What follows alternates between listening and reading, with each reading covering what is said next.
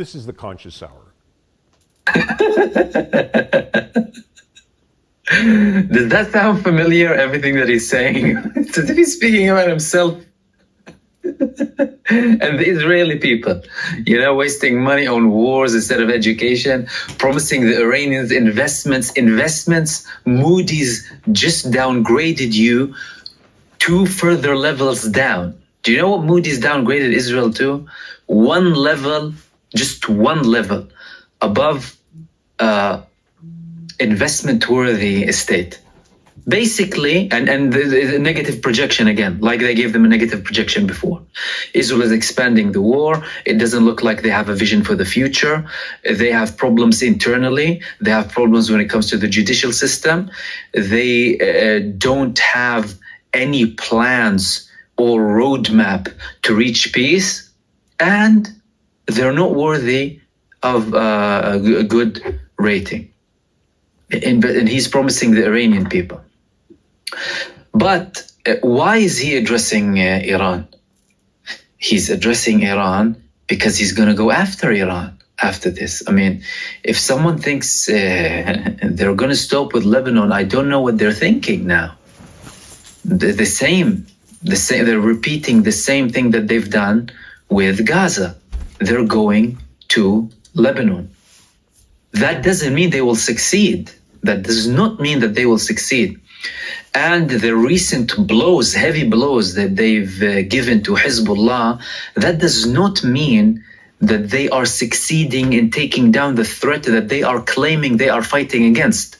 Because don't forget one thing, these attacks, these assassinations, although symbolic and painful indeed to Hezbollah and the organizations that lose these senior figures, they are not achieving the objectives. What was the objective? In the words of Benjamin Netanyahu, returning the people back to the north. He is putting more people into shelters. The radius that Hezbollah is covering now is putting the majority of Israelis in shelters when there's a siren. If you've reached Jerusalem with a population of just over 1 million now, the biggest dense city in Israel, you're talking about putting more people into shelters. Plus, you're targeting the senior figures. Are you taking down their ability to attack you when they are saying that to this moment they are only using the bare minimum? You're not. Then what is this argument based upon? It's baseless. And again, with Gaza, today in Gaza, in East Khan Yunis, Al-Qassam brigades, the armed wing of Hamas, destroyed 2 troop carriers for Israel, consisting of at least 12 terrorists inside them. 2 targeted, not destroyed, targeted 2 more D9s and targeted 1 other Merkava tank. That's in East Khan Yunis. You have been in Khan Yunis for over 7 months now. You failed miserably with Gaza, and you will fail miserably in Lebanon. So what kind of return is this man talking about? And this talk is not just coming from me, by the way, when it comes to Gaza. The other day I told you about Israel preparing the people to accept the fact that Hamas will remain in Gaza. We had this article today in Makor Rishon, a website that is very much aligned with Benjamin Netanyahu. Look at what they said. Despite military achievements, Israel hands over the management of Gaza to Hamas. That's the title. The military wing, this is what they call it. Look how ironic is that and how stupid as well at the same time. The military wing of Hamas has been defeated. Liar. You liars. They're defeating you day by day. And how can they have any sort of existence over the ground, right? So heavily without having this existence under the ground. At the same time that they're continuing, the army emphasizes the road to completing the mission is Gaza is still long. You're never going to reach there.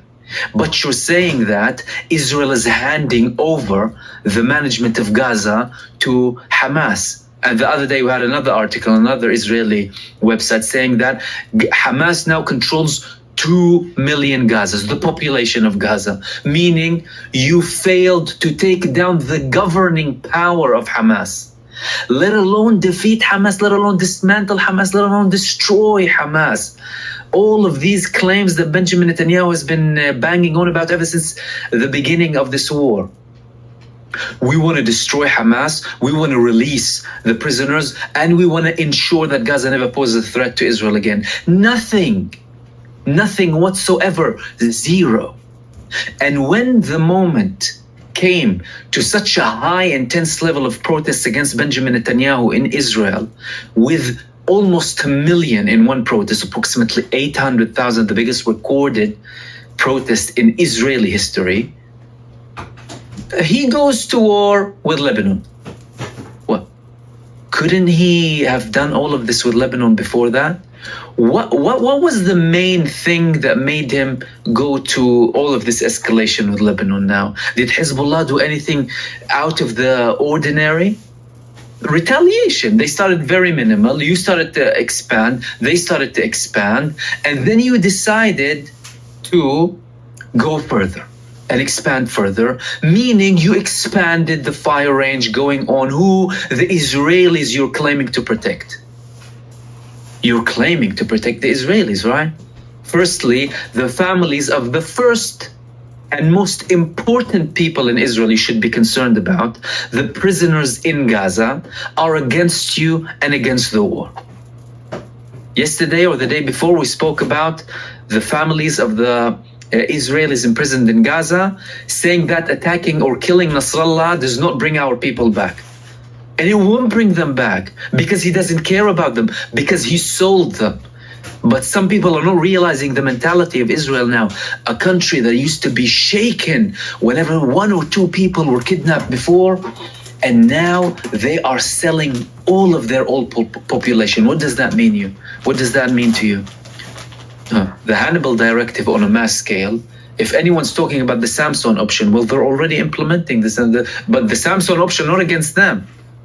Not against the people at the top, against the population. Hannibal Directive against the population.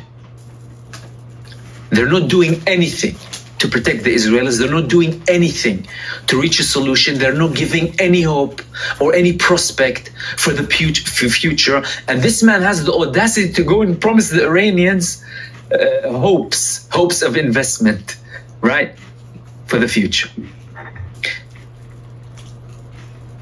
Now, Hezbollah are escalating at their own pace. Today, what did they target? They targeted the Karish gas field. The Karish gas field is a gas field off the shores of Lebanon that Israel and Lebanon, with the existence, of course, of Hezbollah politically, with the government prior to Netanyahu, with Yair Lapid and Naftali Bennett, reached an agreement with Lebanon about. You have this part, we have that part, and we basically share some of the resources. Okay? Hezbollah had attacked this gas field when, one day after, the energy minister in Israel said that we need to reconsider the deal that we had with Lebanon, meaning we don't want Lebanon to have any share. So Hezbollah told them, okay, you don't want Lebanon to have any share? Here you go. We're going to start to target the gas field. We're going to start to target the gas field. And of course, they're targeting Haifa now on a regular basis, and they're targeting everything they used to target and some when it comes to Israel and the northern parts of Israel. This is the Karish gas field that we're talking about here.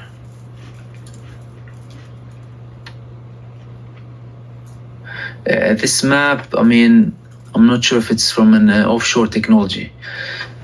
Well, it looks like more, I'm not sure exactly if it's the pro-Israel, but I'm intending to show you the map here, okay?